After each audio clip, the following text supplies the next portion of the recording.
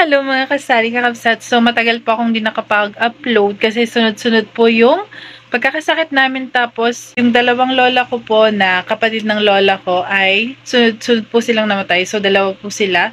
2 weeks po yung pagitan nila. Tapos yung isang uncle ko tsaka isang pinsan ko po. Yung isa na disgrasya tapos yung isa biglaan po talagang namatay. So sunod-sunod po yung namatay sa amin at napakahirap po. Sobra. Pero okay lang yan. Kung napapansin niyo po talaga, walang display dito, no? Tsaka, yan, nakatope yung mga ganito, dito. Yung ibang mga kape, hindi ko na talaga binibitin. Ni Mister, hindi na niya binibitbit.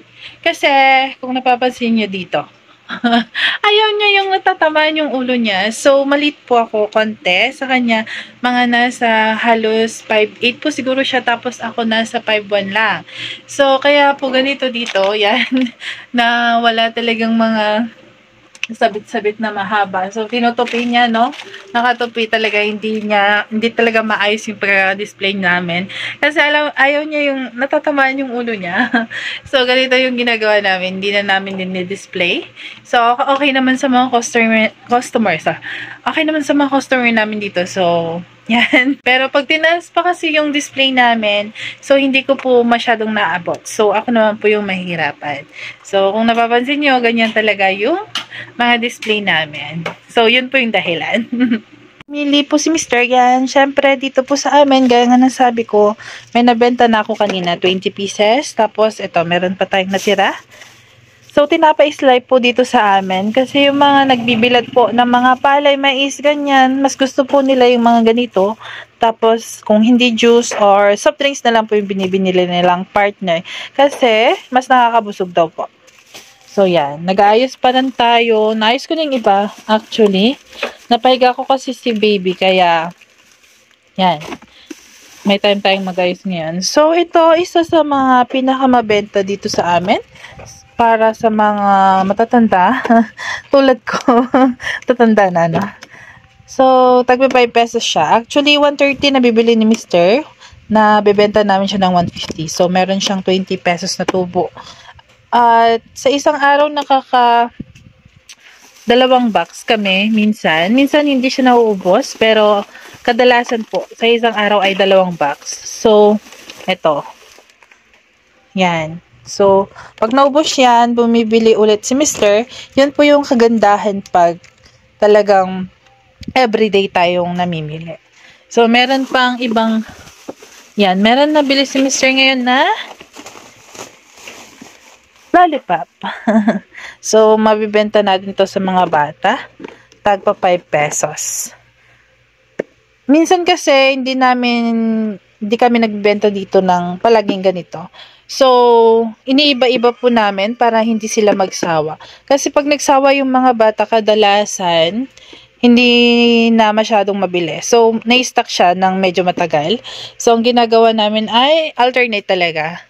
Tapos, meron din dito. Yan, syempre, kabibili ni Mr. kanina yung mga gamis.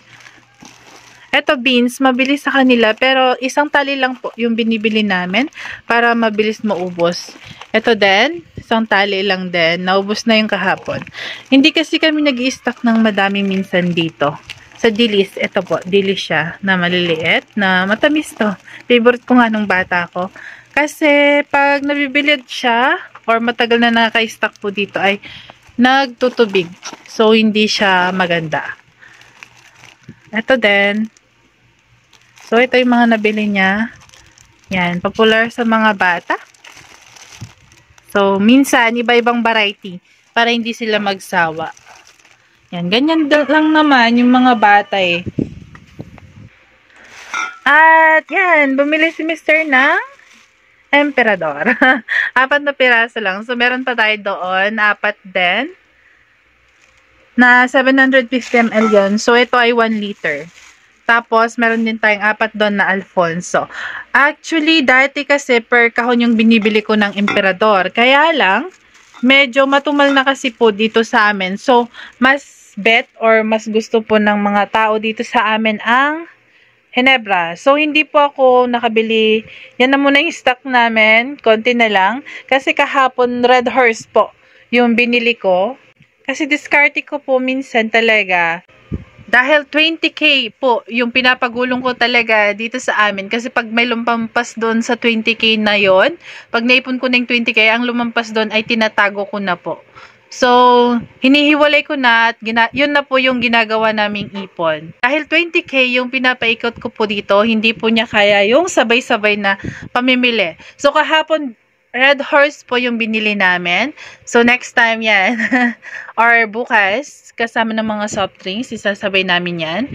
Tapos, pero ang mga pangangailangan po dito sa tindahan po namin, gaya nito, mga extra mga groceries, na kulang na po dito. Tsaka yung mga kailangan talaga araw-araw, mga tinapay, ganyan. So, araw-araw po kaming bumibili. At thank God kasi araw-araw din na pumupunta si Mr. sa bayan. So, ito po kasi ay hindi po masyadong mabilis sa amin. Kaya ganito na lang. Tingi-tingin na lang tayo. At everyday naman si Mr. sa bayan. So, okay lang na tingi-tingi. At least, meron tayong maibibenta, diba? Pag may naghanap. Yan. Kasi minsan, may maghanap din ng emperador, 2, 3, ganyan sa isang araw. Minsan, wala pa nga eh. So, at least, ready tayo, di ba? Girl Scout, pag may nangganap, meron tayo. So, meron pa rin kaming stock kahit konti dito. So, ganyan lang yung ginagawa ko. At least, may mahahanap si Tomer, di ba? Pag pupunta siya dito, alam niyang meron. At hindi naman importante kay Tomer kung gaano yung karami ng stock natin. Ang importante, may nabili siya sa atin. So, gaya ng Alfonso, yung isang customer namin na may resort, so dito na siya pumupunta. Sa isang araw, pag gusto nilang uminom, 3 or 2 silang Alfonso. So, ganyan, 4 yung ini-stock namin para sigurado, 'di ba? Tapos, pag naubos man or kulang na, nabenta namin yung iba, kinabukasan naman, namamalengke na si Mr. So, yun. Isa sa mga diskarte namin. Para hindi talaga kami maipit sa pamamalengke or sa puhunan sa aming sari-sari store. Kasi hindi naman kailangan na madami yung stocks natin, lalong-lalo na kung hindi naman siya fast-moving. Yan. Pinaka-discarte talaga namin yan. So, pinagkakasya namin talaga yung 20,000 sa mga kailangan dito sa aming tindahan. Yun yung pinapa-rolling talaga namin. Para sa akin po kasi nung nalugi ako that time, marami akong natutunan. Tapos tumigil ako ng ilang taon na masukan ako. Doon sa mga pinasukan ko, sa mga pinasukan kong trabaho, marami din akong natutunan.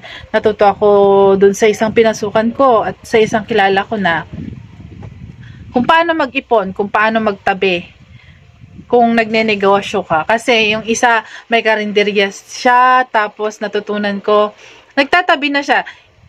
Pag nakakabenta sila, tinatabi niya yung nagastos or yung pinamalengke nila. So, malinis na yon.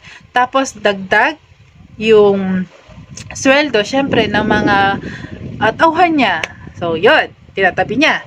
Tapos, kung magkano ba yung renta nila dun sa palengke, kasi sa palengke po yun, kung 4-5 sa isang buwan, so ginagawa niya 150 po araw-araw, kasi hindi naman po sila nagsasarado, madalang lang. So 150 araw-araw, so yun, nakatabi na rin yun, galing na rin sa benta nila. Tapos, sweldo din niya, nagtatabi rin siya ng 100. Sabi niya sa akin, 100 yung tinatabi niya dati. So, yun, 100. Para sa tubig naman, kung 600 sa isang buwan, 20 po yung tinatabi nila. Tapos, kung ano pa yung mga ibang mga kuryente, yan, 30 pesos, yun yung sabi niya sa akin dati, kasi medyo mura pa yung kuryente dati. 30 pesos pa yung tinatabi niya sa isang araw para sa kuryente. So, meron siyang mga garapon. Actually, may garapon siya na pinaglalagyan ng mga iba-iba. Naka-separate na yon. At yung matitira, yun na po yung tubo niya. Yun na po yung masasabi niyang tubo niya. So, mga expenses niya, tinatanggal na niya. So, malaki yung naitulong sa akin nun. Why not gawin ko yun? Kasi dati, nung may sari-sari store po ako, kuha ko ng kuha sa sari-sari store namin, walang limit. Yung mga ibang luho namin, doon na rin nanggagaling. So, hindi ko na po kinukwenta kung magkano ba yung tinutubo ko, magkano yung kinikita ko. At, yun nga, nalugi po siya. So, minsan na sa pagmamanage din po natin. So, minsan maganda din, minsan na medyo madaba-daba tayo, no? Kasi malaki talaga yung natutulong sa atin, no? Kung gusto nating matuto. Pero, mas maganda na ngayon kasi marami ng mga napapanood sa YouTube, di ba? Tulad ng mga ganito, mga ibang vlogger, sinishare nila yung mga experience nila sa pagsasari-sari store. So, ang kagandahan po ngayon, hindi na natin kailangan na malugi para matuto. So, manood lang tayo ng mga ganitong mga videos, yung mga ibang videos ng mga tulad din natin nagsasari-sari store. So, marami tayong matututunan na technique, marami tayong matututunan na hindi na dapat nating gawin para hindi tayo malugi sa ating sari-sari store. So, napakaganda po ngayon ng internet. Marami na po yung naitutulong sa atin. So, yun na nga, ang haba na nga ng sinabi ko. Yan na po muna mga kasari. Actually, sa pagsasari-sari store naman, hindi naman kailangan na sobrang dami ng stock mo. Hindi naman kailangan na pabonggahan din ng mga stocks. Ang importante sa akin po ang importante para sa akin na ibibigay mo yung kailangan ng mga customer mo. Siyempre, pag pumunta sila sa'yo, dapat meron ka. Yun yung importante. So, wag natin masyadong ipilit kung hindi natin talaga kayang mag-stock ng madami. Yun po yung point ko. Pero kung meron pang stock, why not, 'di ba? Pero, dapat alam natin kung kailan or gaano kadaming stockin natin. Kasi minsan maraming nag-expired na mga tinitinda natin kasi nga na-overstocking tayo. So, hindi rin maganda pag nagkakaroon tayo ng maraming stocks. Tapos, hindi rin natin nabibenta lahat. At naabutan na po siya ng expiration date. So, yun lang yung mga i-check natin. So, yun na muna kasari. Kung may nabigay pa akong mga ideas, please like and subscribe at pakiling naman po yung notification bell para ma-notify po kayo kung mag-upload po ako ng bagong video. Marami pong salamat!